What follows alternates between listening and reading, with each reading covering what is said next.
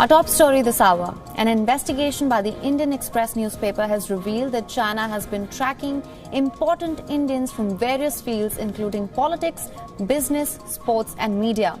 The list includes WION's editor-in-chief Sudhir Chaudhary, who has been targeted over WION's critical and incisive coverage of the country. China has been monitoring over 10,000 influential Indians as part of what is known as hybrid warfare. The list includes prominent people like Prime Minister Narendra Modi, President Ramnath Kovind and Defence Minister Rajnath Singh. Leading opposition leader and Congress Party's interim President Sonia Gandhi is also being monitored. The list also includes West Bengal Chief Minister Mamata Banerjee, Madhya Pradesh Chief Minister Shivraj Singh Chauhan, Chief Justice of India S.A. Bobde and Chief of Defence Staff General Bipin Rawat. A Chinese firm called Zhenhua uses non-military tools to harvest influential Indians' data. This includes scraping information from web and social media platforms. Data is also mined by keeping a track of research papers and news articles. An important part of the surveillance is building family trees, which means that the target's relatives are also monitored. The question is, why is China doing this and why it's a matter of concern? The monitoring is a part of threat intelligence and comes amid heightened border tensions between India and China. China has been trying to get a hold of strategic information. Earlier, India banned more than 100 Chinese apps over security risks. Let us also tell you about the Chinese firm Zhenhua, which is at the forefront of this cyber espionage. It is a technology based in the Chinese city of Shenzhen and was registered as a company in 2018. It has 20 centers across the world and its clients include Chinese military and the government. The firm took down its website on September 9th. Zhenhua has refused to answer the Indian Express's questions, saying that they touched upon its trade secrets. However, a source in the Chinese embassy in New Delhi told the Indian Express that China has not asked its companies to provide or collect data.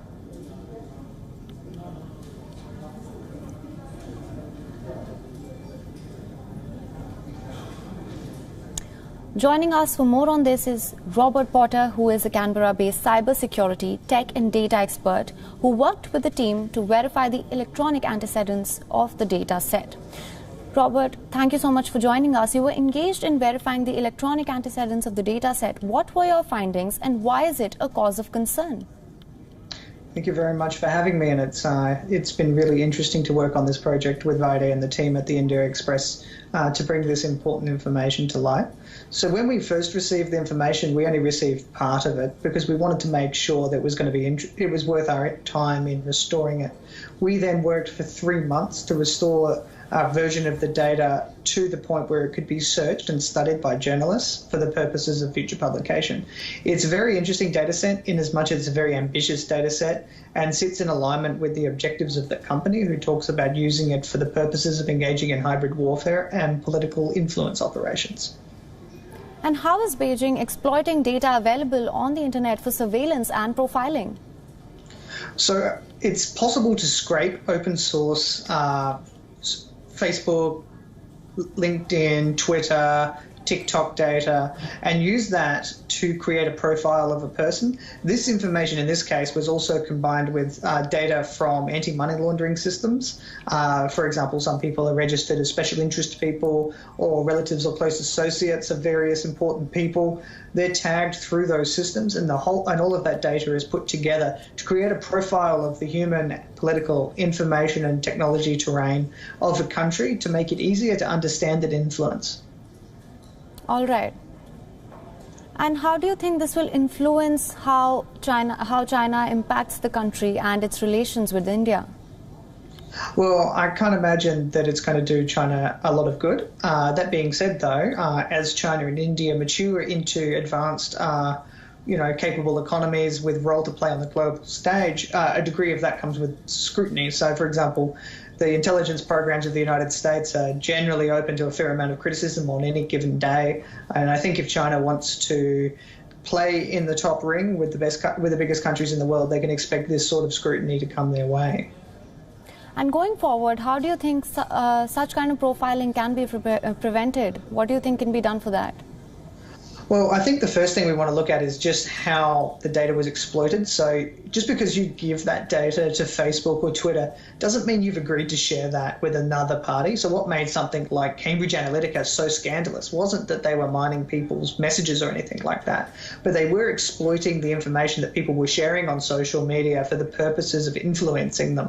A really great example of how this has played out already in the past was Russia's attempts to influence the 2016 election using Facebook in hybrid warfare. It's exactly that sort of technology that this company talks quite openly about doing in its mission statement as a corporate entity working, as it claims, on behalf of the Chinese government.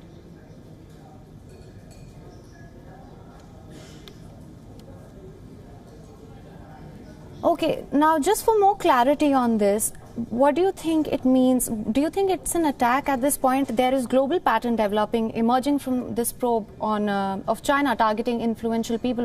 How do you assess that? Well, it seems to be a global effort. It covers people from Namibia to North Korea. There's extensive profiling of people in every major place on planet Earth. Everywhere where there is power, this company attempts to collect information. Wherever they want to build Belt and Road projects, they're going to start collecting this sort of information. We found profiles on family members of people in countries as small as Papua New Guinea in the Pacific Islands and Vanuatu and Fiji. So India is, of course, a component of this because it's a powerful country that sits on a border with China. To what extent can they access data, and how do you think they are being able to do this? Well, a lot of this stuff you can take illicitly. It's possible to copy data from Twitter, Facebook, Crunchbase, LinkedIn, and contain that and copy that data and send it to China. Now, that being said, there are things we should be doing to strengthen our security of those platforms. It shouldn't be so easy to steal this much information. But that being said, we also have to accept that there's a certain risk because the Chinese government doesn't seem to acknowledge the same norms of privacy and people the way that democratic countries like Australia and India do. And I know you briefly mentioned this before, but what do you think they are trying to achieve by doing this? Well, the company talks very openly about this. Their CEO posts regularly on WeChat about his intention to change political opinion. He says that there's no such thing as truth. You can make it up if you influence the information the right way. Now, I disagree with that, but that being said, this is a very important way for countries that want to shape opinion in other countries to operate, and it's going to become an increasing component of China's landscape going forward. All right. Mr. Potter, thank you so much for joining us with all those details. We will definitely keep tracking this very closely. Thank you.